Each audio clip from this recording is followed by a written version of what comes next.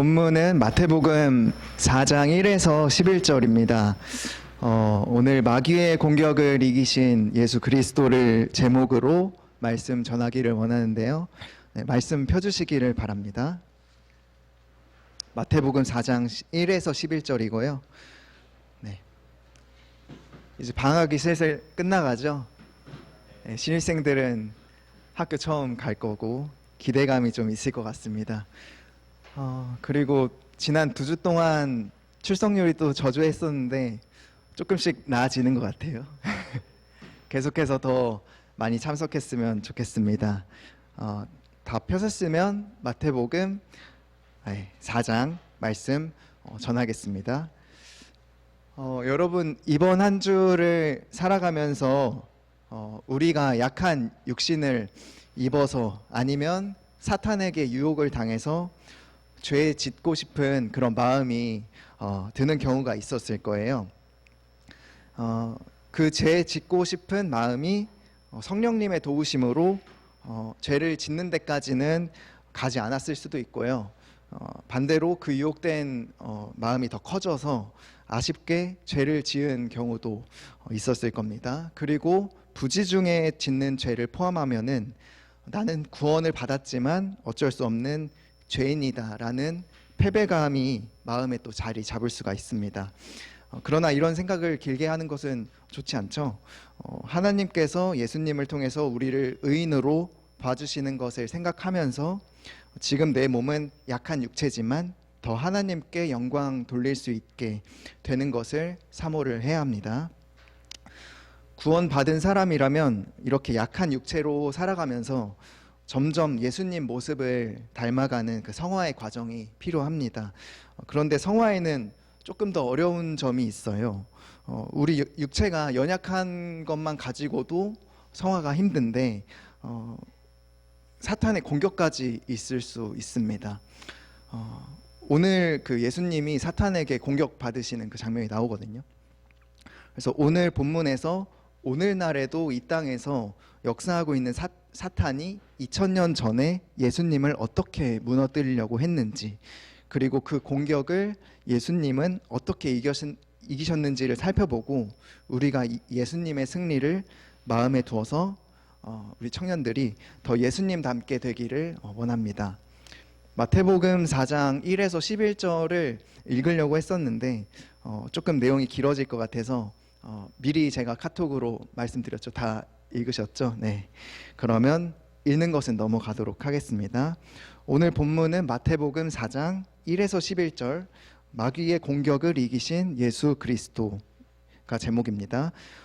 마귀의 세 차례 공격과 예수님의 세 차례 승리가 나와요.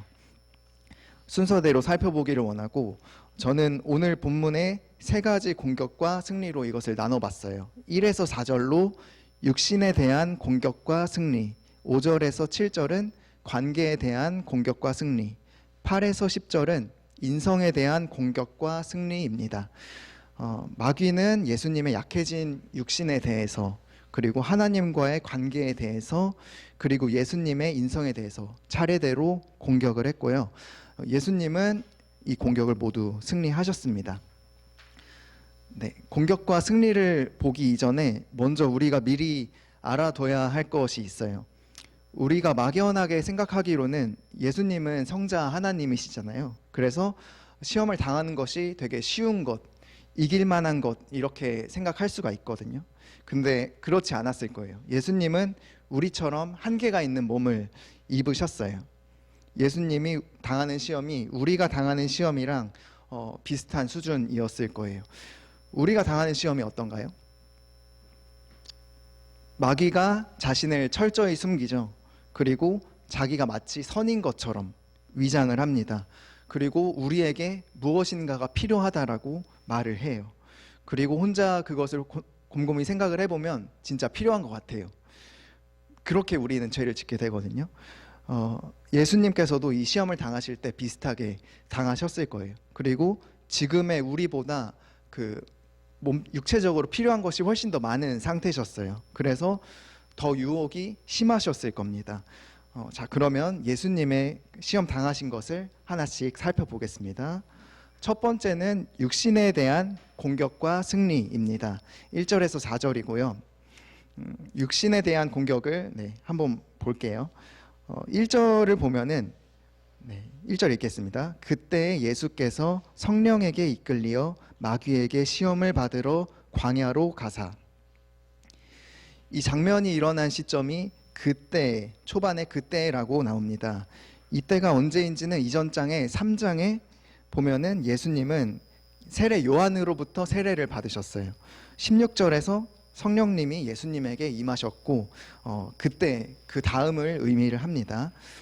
그때 어디로 가셨냐면요, 1절 후반부에 나오는데 광야로 가셨습니다. 광야는 황량해서 먹을 것을 쉽게 구할 수 있는 곳이 아니었을 거예요. 그래서 2절에 나오는 것처럼 예수님은 금식을 하셨을 겁니다. 예수님께서는 그런 광야로 가셨고, 왜 그 광야로 가셨냐면 마귀에게 시험을 받으러 가신 거예요. 어떻게 가셨냐면 성령에게 이끌리셔서 가셨습니다. 예수님은 성령님께 인도하심으로 광야길로 직접 걸어가셨을 거예요.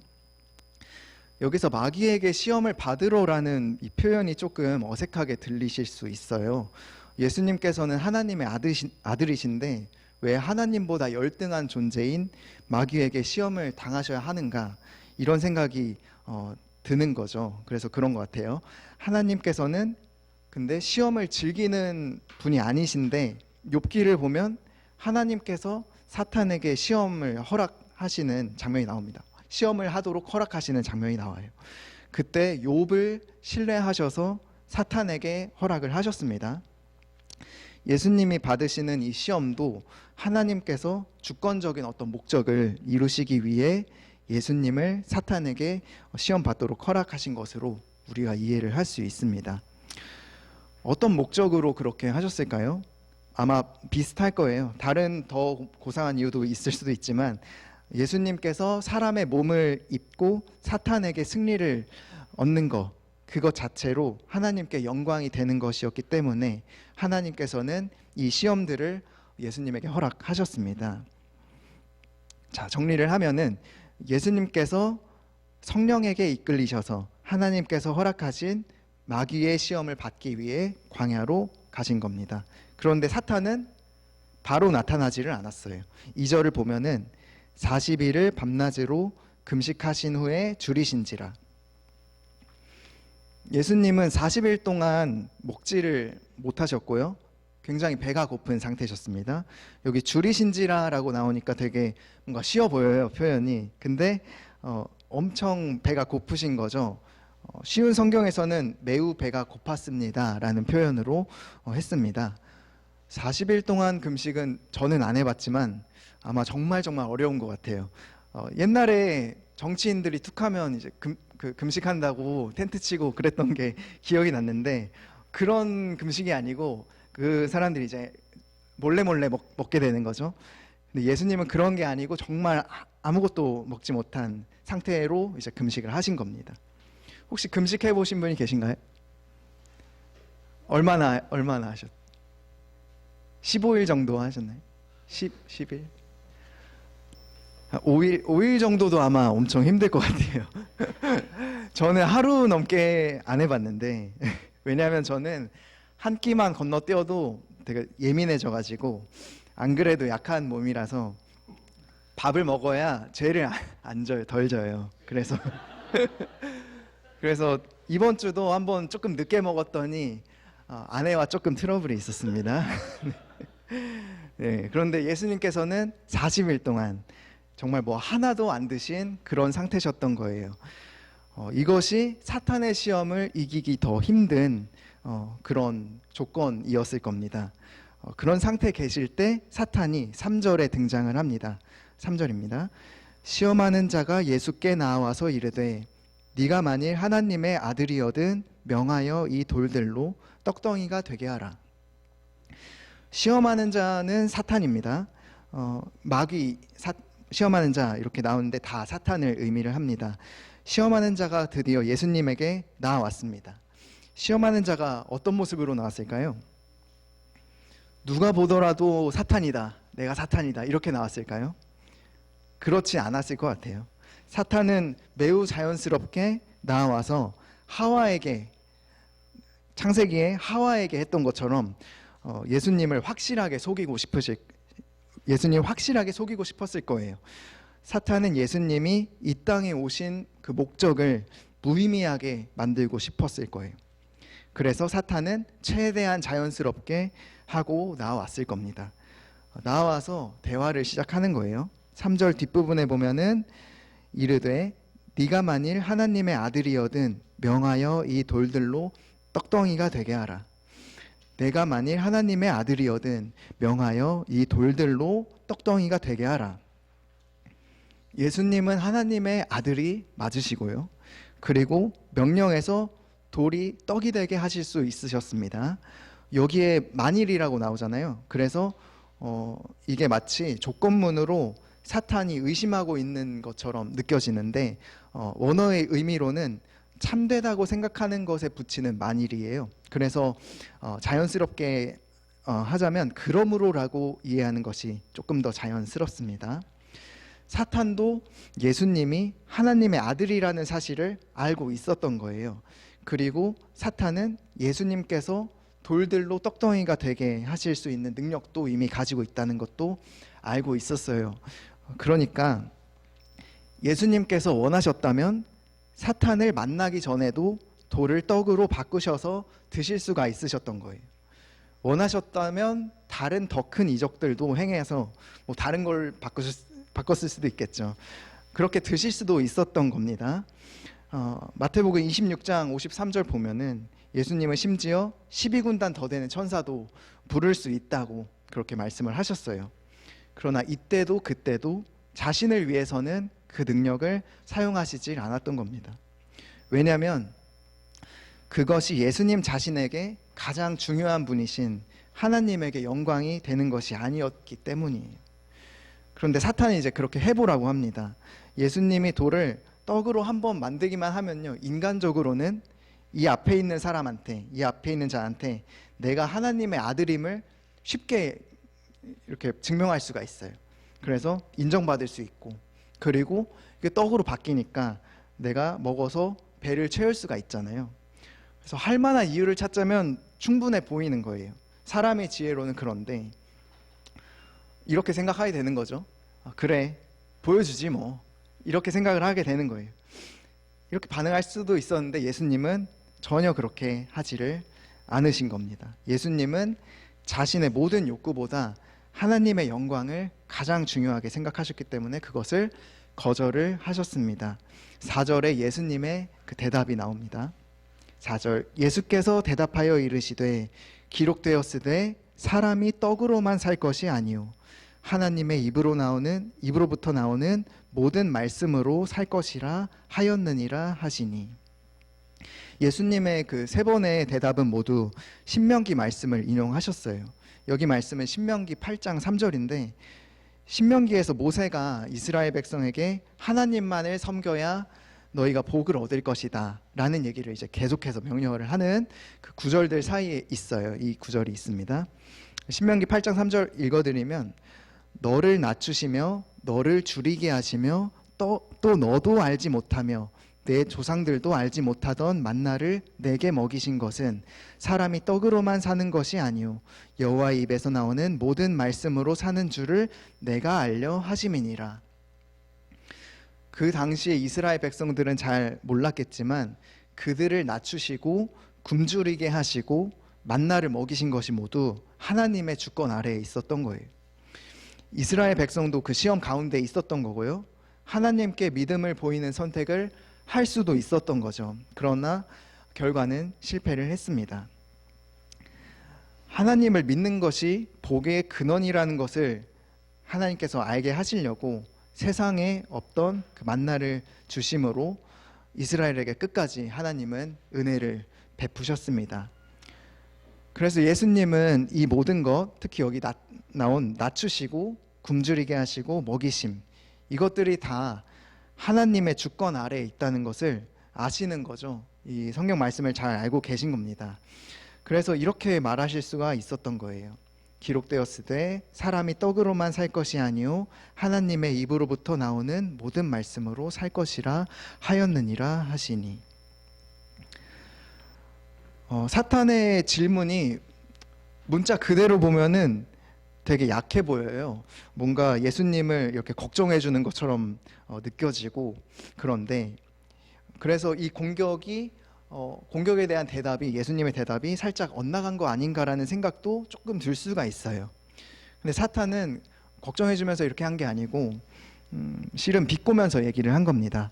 제가 그 비꼼을 좀 추가해서 바꿔봤거든요. 내용을 한번 들어보세요. 사탄이 이렇게 말한 겁니다.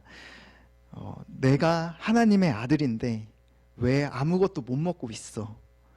내 몸이 제일 중요한데 생각을 해봐. 뭔가 잘못된 거 아니야?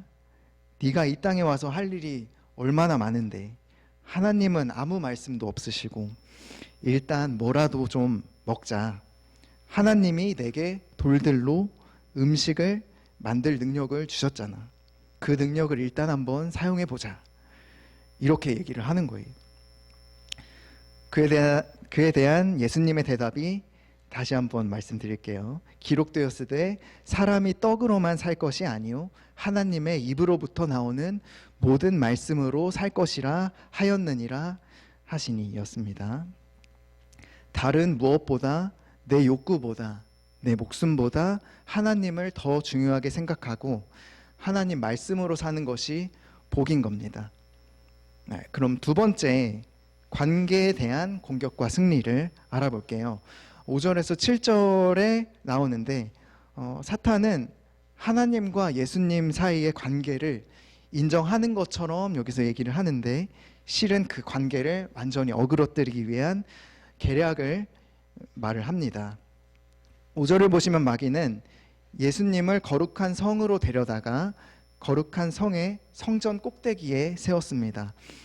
여기서 거룩한 성이라고 하면은 솔로몬이 지었던 성전, 그렇게 알려져 있고요. 성전 자체는 10m 높이 정도고요. 비교적 좀 낮은 높이의 구조물인데 여기서 떨어지면 좀 잘못되겠구나 하는 그 두려운 정도의 높이였던 것 같아요. 왜냐하면 11m 정도가 사람이 가장 무서워하는 높이라고 하잖아요. 그래서 사탄은 인간의 약점을 정말 잘 알고 있는 것 같습니다. 다른 주석에서는 성벽 쪽일 것으로 생각을 해서 골짜기 포함하면은 130m 정도 되는 높이였을 거다라고 얘기를 하기도 해요. 근데 어디라도 충분히 두려워할 만한 그런 높이였던 것 같습니다. 거기서 사탄은 이렇게 말했습니다. 6절입니다. 네가 만일 하나님의 아들이어든 뛰어내리라. 기록되었으되 그가 너를 위하여 그의 사자들을 명하시리니 그들이 손으로 너를 받들어 발이 돌에 부딪히지 않게 하리로다 하였느니라. 여기에 만일도 그 앞에와 같이 똑같이 그러므로의 의미로 쓰였어요. 그리고 이 질문이 조금 엉뚱하게 보일 수도 있는데, 왜냐하면 갑자기 뛰어내리라고 하잖아요. 그래서 문자적으로는 되게 유혹적이지 않게 들립니다. 그래서 상황을 좀 더 더해서 말을 해보자면 또 이렇게 됩니다. 또 들어보세요. 내가 하나님의 아들이잖아. 네가 태초부터 삼위일체의 한 위격으로 하나님과 함께 했었잖아. 근데 왜 여기에서 이러고 있어? 하나님께서 너를 버리신 거 아닐까? 혼자서 지금 너무 힘들잖아. 하나님의 아들인데 지금 내 꼴을 봐. 지금 여기서 뭐 하고 있는 거야? 하나님께서 그냥 버리신 것 같아. 그렇지 않고서야 지금 말씀도 없으시고 이런 상황은 나도 이해할 수가 없어. 이러지 말고 한번 테스트를 해보자.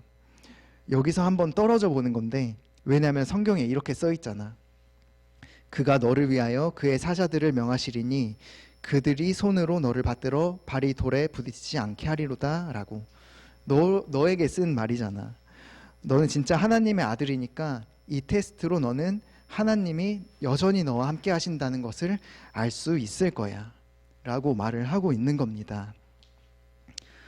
이 조롱하는 말을 듣고 예수님은 아마 굉장히 마음이 어려우셨을 것 같아요. 예수님께서는 광야에서부터 하나님께 계속해서 기도를 하셨을 겁니다. 그때 하나님께서 응답하지 않아서 일반 사람들이라면 원망을 하는 마음도 생겼을 수도 있어요. 그러나 예수님은 하나님을 사랑함을 놓지 않으셨고요. 하나님을 끝까지 신뢰를 하셨습니다. 끝까지 신뢰를 해서 사탄에게 7절과 같이 말씀을 하셨습니다. 7절 예수께서 이르시되 또 기록되었으되 주 너의 하나님을 시험하지 말라 하였느니라 하시니. 여기서는 신명기 6장 16절을 인용을 하셨어요. 이번 주 수요일 말씀에도 나왔었는데요. 출애굽기 17장에서 마사에서 일어난 일에 대해서 모세가 그렇게 다시는 하지 말라고 명령하는 구절입니다. 마사에서 이스라엘은 물이 없다고 불평을 했었어요. 이스라엘 백성은 17장 7절에 보시면 그들이 여호와를 시험하여 이르기를 여호와께서 우리 중에 계신가 안 계신가 하였음이더라. 우리 중에 계신 것 같지가 않아서 이스라엘 백성들은 불안하고 의심이 되니까 물을 가지고 한번 하나님께서 계신가를 시험을 해보고 싶었던 거예요. 하나님께서 물을 주시면 함께 하시는 것으로 알겠고 아니면 아닌 거다, 이런 뻣뻣한 태도로 그렇게 한 겁니다.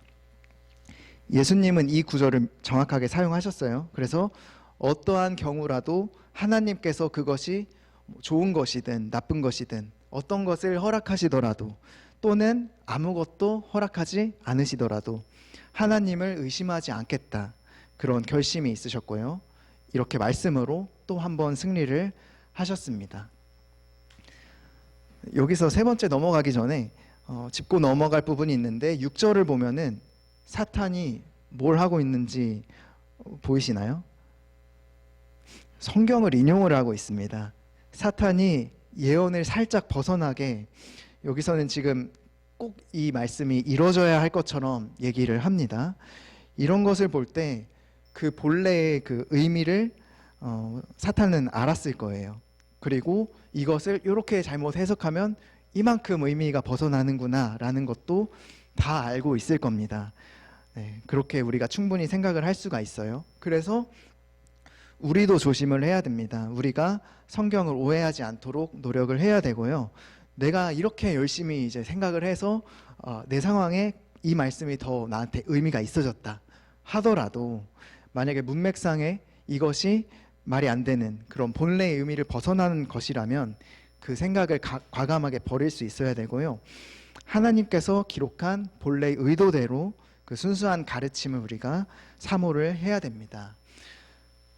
네, 세 번째입니다. 인성에 대한 공격과 승리입니다. 8절에서 10절이고요. 개인적으로 이 공격을 보면서 사탄이 마지막 발악을 하는 것처럼 느껴졌어요.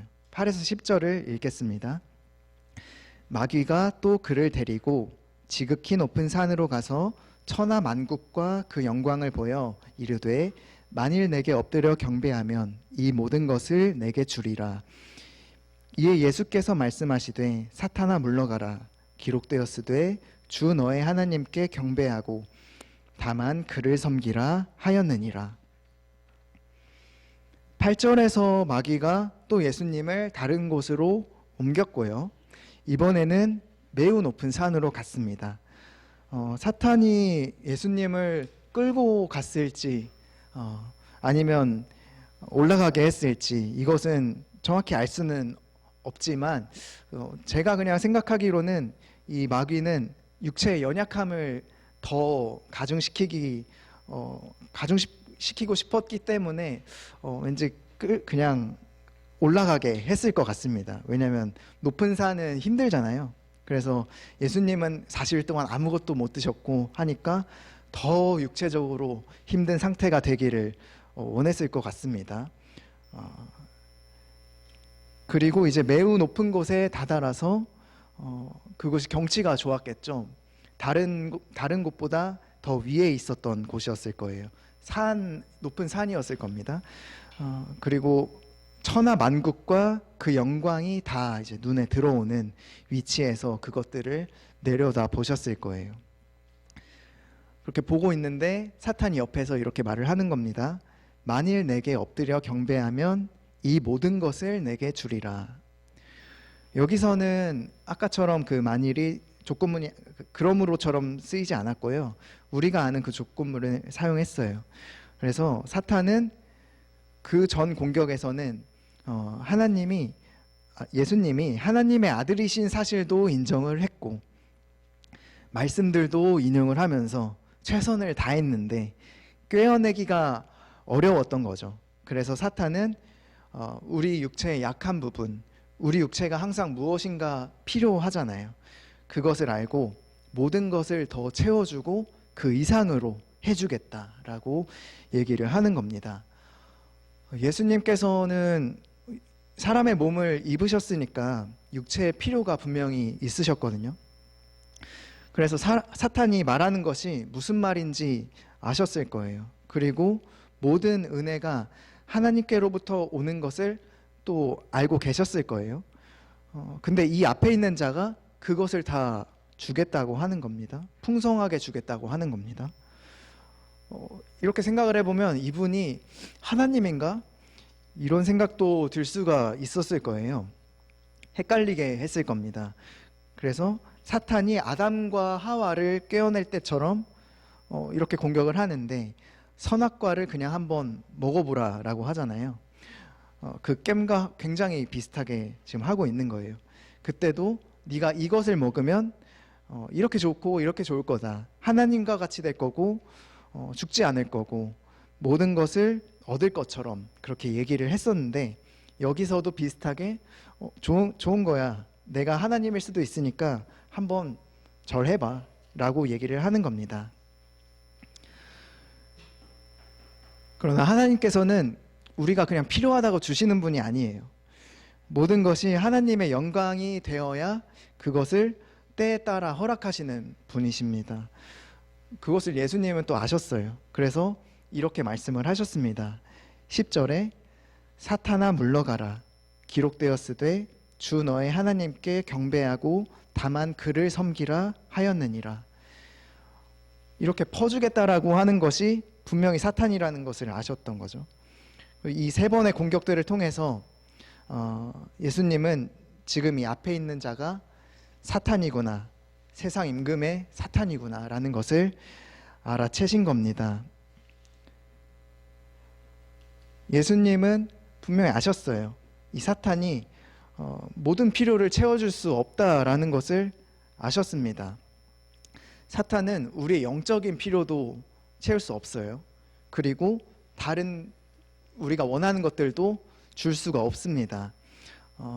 그런 은혜들을 주시는 분은 분명히 하나님이십니다. 예수님은 이렇게 생각하신 거죠. 자신의 필요가 채워지든 채워지지 않든 예수님 자신이 할 일은 하나님께 절하고 예배하고 섬기는 것이다. 그것이 내 본분이다 라는 것을 신명기 6장 13절 인용하심으로 말씀을 하셨습니다. 예수님께서는 단번에 말씀으로 이 공격들을 물리치셨습니다. 승리를 하셨습니다. 이렇게 승리하심으로 하나님에게 모든 영광이 돌아갔습니다. 그러면 적용을 한번 생각을 해볼게요. 우리가 이 말씀을 어떻게 적용을 할 수가 있을까요? 우리는 하나님을 다른 무엇보다 더 사랑해서 하나님을 알기 위해 더 힘쓸 수 있고요. 그리고 더 기도를 할 수 있습니다. 적용 첫 번째 말씀을 사모하라입니다. 저는 하나님이 유평의 목사님들에게 말씀 전할 지혜를 공급해 주시고 그 지혜로운 가르침으로 우리가 일주일을 그리스도인답게 살아갈 수 있게 하는 힘이 있다라고 생각을 해요. 그래서 우리가 하나님을 오해 없이 잘 듣고 배워서 평소에도 그리고 그 말씀을 가까이 해서 마귀가 틈타지 않게 그렇게 우리가 깨어 있기를 바랍니다. 그리고 적용 두 번째는 죄에 쉽게 넘어가지 않게 기도하라입니다. 마귀의 공격은 정말 강력했어요. 예수님도 이것이 시험이 되신 거예요. 그 정도로 강력했습니다. 이 땅에서만큼은 그래요. 우리의 주관적인 생각으로는 우리 생각들이 선한 것이 없거든요. 기본적으로 죄로 가게 되어 있어요. 우리 지혜로 아무리 더 생각하면 할수록 하나님을 배제하고서는 죄로 갈 수밖에 없는 거예요. 그래서 더 악해지게 됩니다. 그래서 이것을 위해서 기도하시기 바랍니다. 그 낙심 가운데 있을 때, 어떤 어려움이 있을 때 하나님을 생각을 해야 돼요. 나를 계속 이제 내 몸을 가지고 있으니까 우리는 나를 생각하게 되거든요. 그게 어떻게 보면 되게 자연스러운 것처럼 느껴집니다. 그래서 하나님을 더 생각할 수 있도록 기도하고 그 생각을 하나님께로 두어야 합니다. 그리고 넘어질 때에 크게 넘어지지 않기를, 다시 하나님을 사랑할 수 있는 그 힘을 주시기를 평소에 기도하시기를 바랍니다. 그것이 그냥 주어지는 것이 아니에요. 하나님께서 내가 넘어졌는데 다시 회복시키시는 것은 전적으로 하나님의 은혜지, 이것이 그냥 내가 구원을 받아서 그런 게 아니거든요. 그래서 언제든지 매일 그렇게 기도를 하시기 바랍니다. 그리고 우리가 육체에 연약한 육체를 입었기 때문에 쉽게 넘어갈 수 있어요, 죄에. 그리고 어떤 특정한 죄에 다 다르겠지만 넘어갈 수 있는 죄들이 있을 겁니다. 그것을 나눌 수만 있다면 그것을 또 주변에 함께 나눠서 함께 기도해도 좋을 것 같습니다. 네, 마지막 구절이 11절이 있는데 한번 볼게요. 이에 마귀는 예수를 떠나고 천사들이 나와서 수종드니라 라는 말씀으로 끝이 납니다. 예수님은 마귀의 공격을 모두 이기셨고요. 마귀는 실패해서 떠났고 천사들이 예수님께 와서 수종을 들었습니다. 예수님께서는 진이 다 빠지신 상태였기 때문에 하나님은 이를 아시고 천사를 보내주셨어요. 하나님께서는 모든 필요를 아시고 채우시는 분이시는 것을 여기서 알게 됩니다. 마지막으로 예수님께서는 여기서 진정 하나님의 아들이신 것을 알게 돼요. 예수님께서 진짜로 하나님의 아들이십니다. 어떻게 알 수 있냐면 사탄이 말하는 것을 통해서도 아까 알 수 있었죠. 그리고 신자에게는 성화가 필요해요. 우리에게는 성화가 필요합니다. 근데 예수님께서는 우리가 겪고 있는 이 성화의 과정이 없으셨어요. 세례를 받으시고, 세례 요한에게 세례를 받으시고 그 다음입니다. 그래서 우리라면은 영적인 어린아이로 구원받은 직후에 있을 텐데 그렇지 않으셨던 거예요. 그리고 다른 선지자들도 보면은 한 번씩 계속 넘어지게 되죠. 실수를 계속 하게 됩니다. 그런데 예수님은 그런 면이 전혀 있지가 않습니다. 예수님이 성자 하나님이시기 때문에 구원을 이루는 성화, 그 과정이 필요하지 않으셨던 거예요. 예수님은 구원이 필요하신 분이 아니고 구원하시는 분, 메시아이십니다. 진짜 하나님의 아들이신 그 예수님이 우리 죄를 사하기 위해서, 죄가 전혀 없으신데 십자가에서 돌아가신 거고요. 부활하셔서 새 몸을 입고 하늘에서 우리를 기다리고 계신 겁니다. 그리고 예수님이 교회의 머리로서 영원히 우리가 한 몸으로서 사귐을 가질 거고요. 그 크신 영광과 그 기쁨이 영원할 겁니다. 결론적으로 이 땅에서 우리에게 필요한 것이 딱 하나가 있다면 하나님을 가장 사랑하는 것입니다. 우리에게 필요한 것이, 가장 필요한 것이 하나님을 사랑하는 것이에요. 다른 무엇보다 하나님을 가장 가까이 하는 것, 그것이 우리에게 꼭 필요한 한 가지, 유일한 단 한 가지입니다. 기도하심으로 마치겠습니다.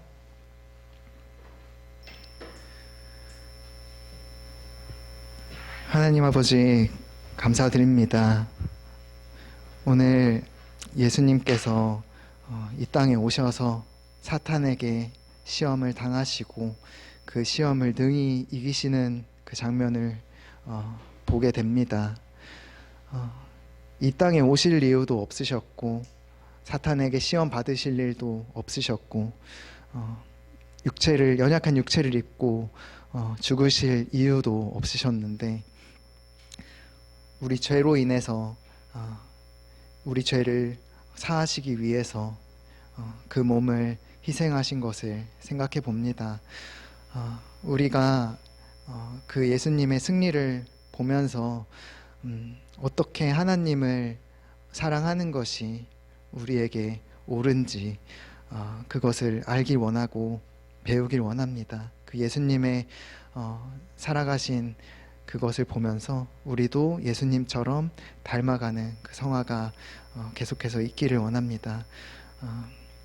그래서 우리 하나님을 온전하게 찬양하는 그날이 오기를 기도합니다. 오늘 말씀 주심을 감사드립니다. 예수님 이름으로 기도드립니다.